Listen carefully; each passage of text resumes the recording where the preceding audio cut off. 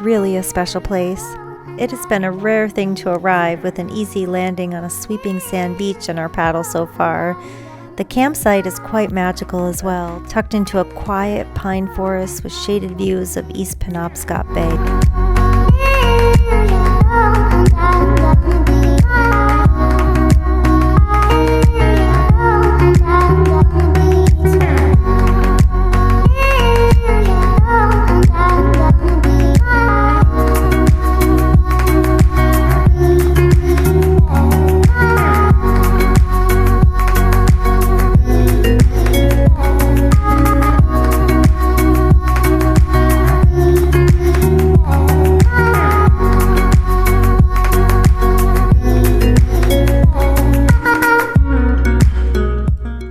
Butter Island was purchased by Thomas Cabot in the 1940s.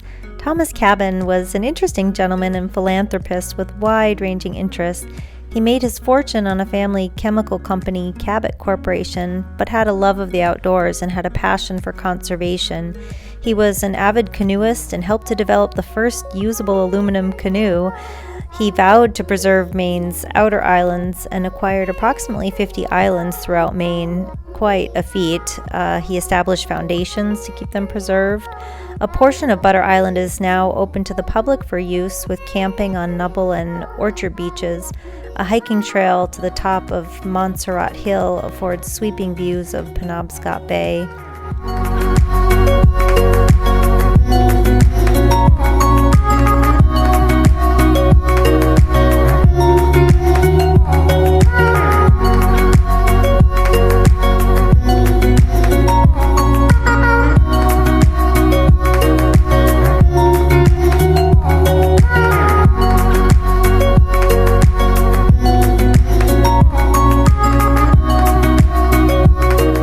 We had quite a bit of rain during most of our stay here, but we thoroughly enjoyed the view from underneath our rain tarp and walks to the top of Montserrat and beaches when the rain let up.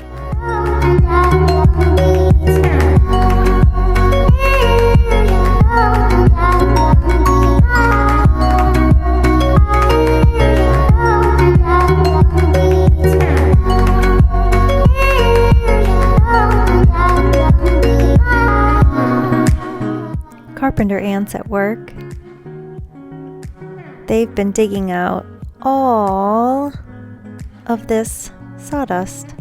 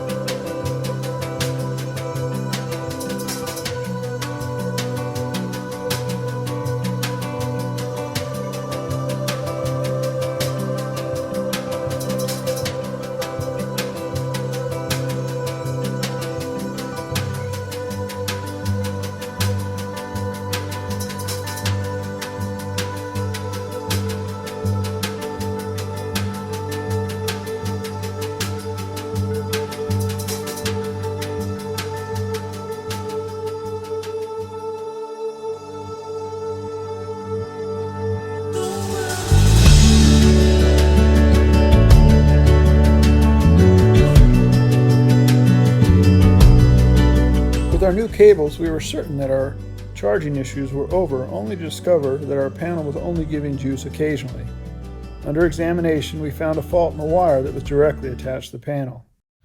First video of the day, 6:30 in the morning. I removed all the wires down to just the one from the panel so we can eliminate those from being an issue.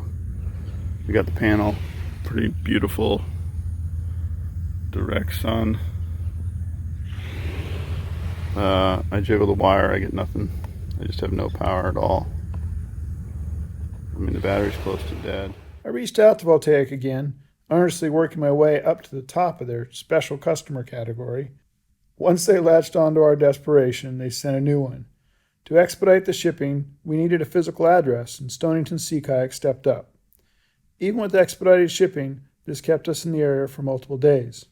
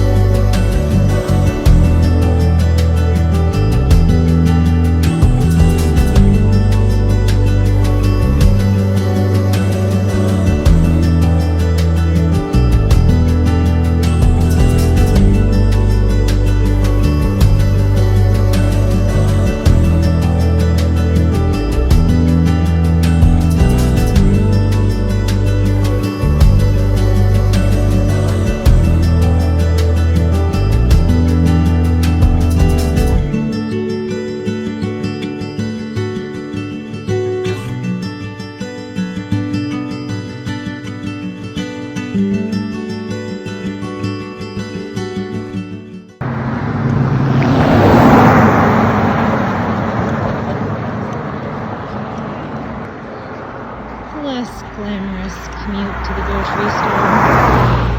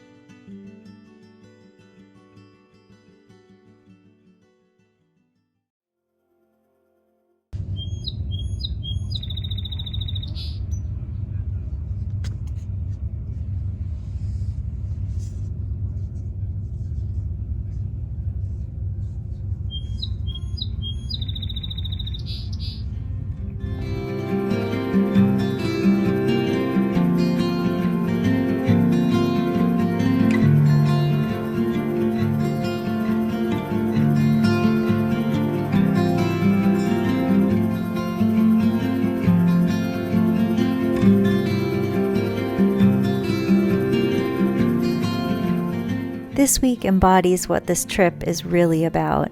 We set out not to cover miles and distance in a short period of time, but to truly explore the islands. We had some gear and equipment malfunctions that forced us to stay into Stonington for a while, but this is the perfect spot to do it. There are so many islands in this area, so much to explore, so I really feel the luxury of having time to set out and really soak it all up.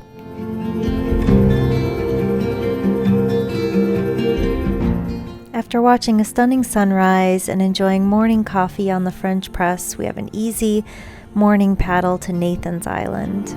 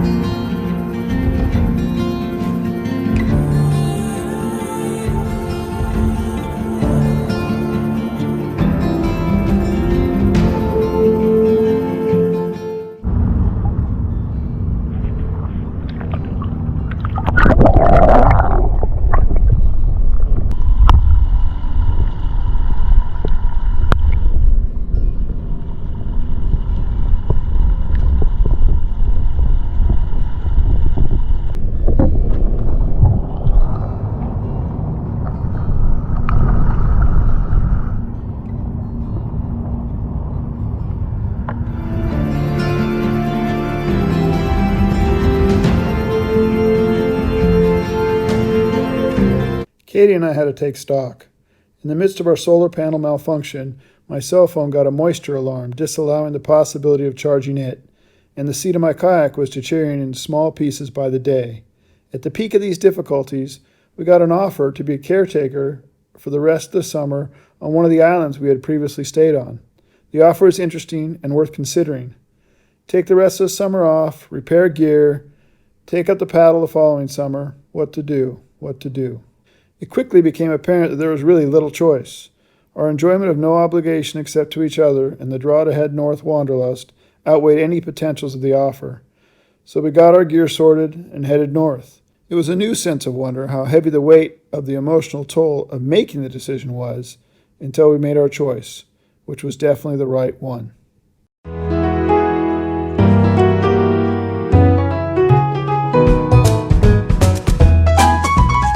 In the beginning of the trip, it was a bit more hectic with packing and unpacking boats. There's always a little bit of a game: which dry bag did I put it in, which hatch did it go in.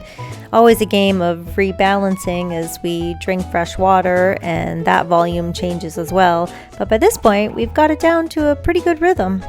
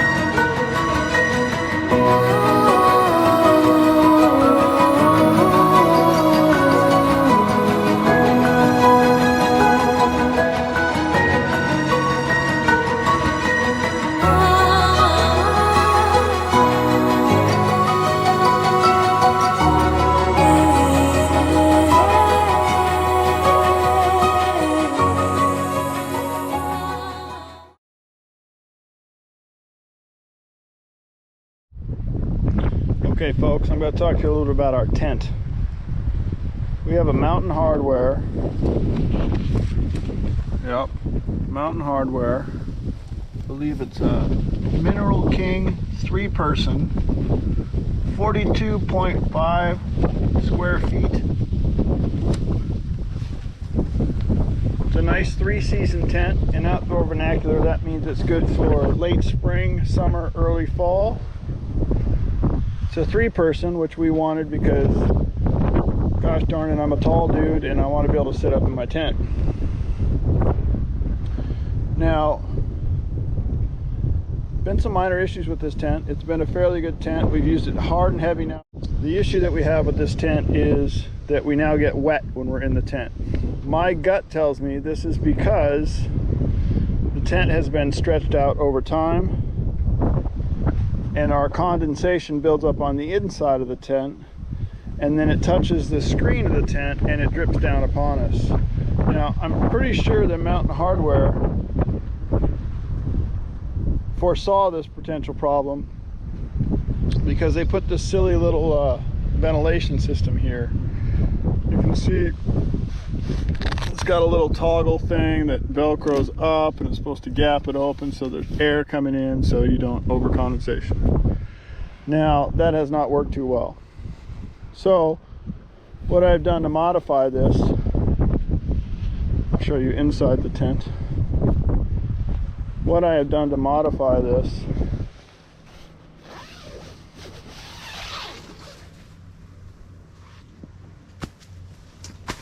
is I've tied this black line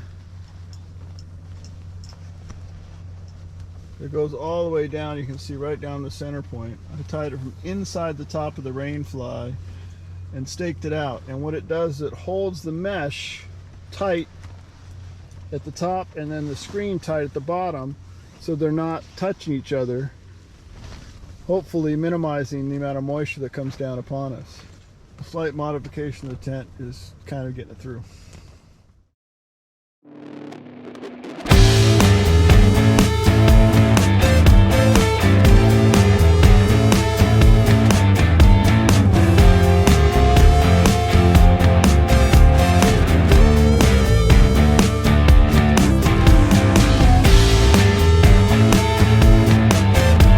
Today we rise early to circumnavigate Isle Howe. Isle Howe is an 8,000 acre island just to the south of us, and our circumnavigation will take about 15 to 17 nautical miles around. It was initially the territory of the Penobscot Abenaki Indians, which is evidenced by their shell middens or shell mounds that were left on the island following their oyster feast. The island was discovered by a French explorer in 1604 and named Isle Howe, which means high land, because it was the highest island in Penobscot Bay. In 2020, the island only had a census of 92 people that live there year-round. It's linked to the mainland by a year-round passenger-only ferry from Stonington. However, in our case, we'll be arriving by kayak.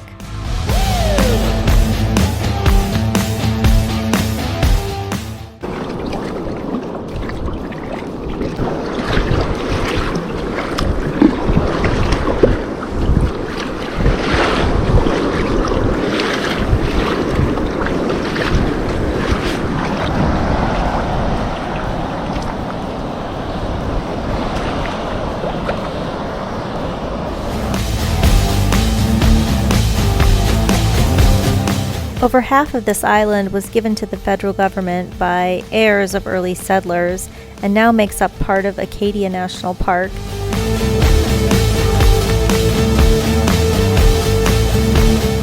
It's wonderful to be out on the open ocean. The waves are bigger, the swells are bigger. We can hear the waves crashing against the rocks. It's wonderful to see this sparsely inhabited land. There are no houses, no boats, no people. Just the sound of the waves crashing and the wilderness. Beautiful cut through on Isle Howe. What a gorgeous morning. We're circumnavigating. Went around from the north. On the east side, we'll be coming up, on the west side, we'll be coming up on the east side, heading back north. Beautiful day.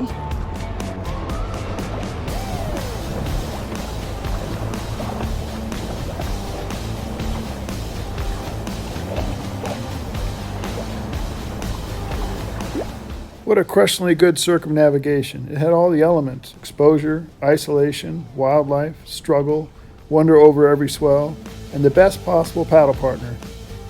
We really felt like we were sea kayaking. True ocean swell. The sensation of feeling small in the world, remote with no dwellings or other boat traffic in sight, a difficult lunch break landing where we both got wet, and the distance just on the edge of doable that ended with a headwind and an upset stomach. Adventure in all its facets and glory.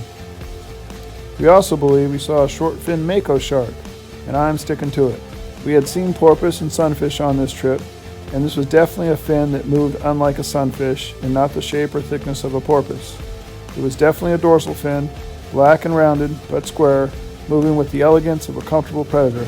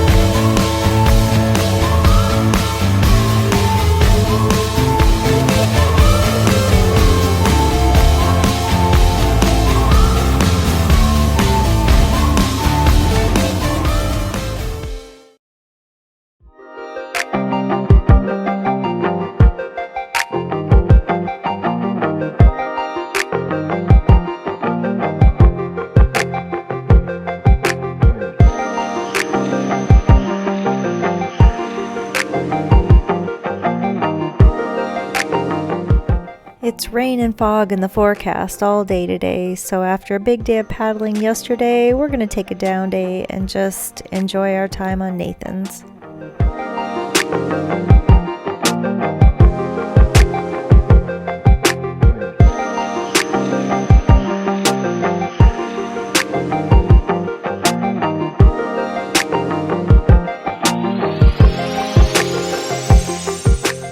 Our cook setup is a simple one and includes 2 stoves and a cook kit.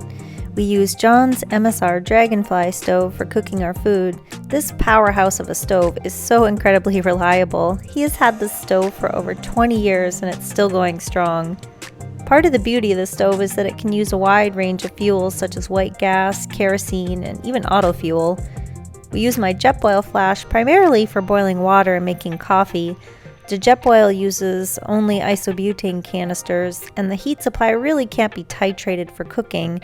However, the Jetboil can quickly be set up and it boils water in about 90 seconds. Invaluable for making coffee or tea.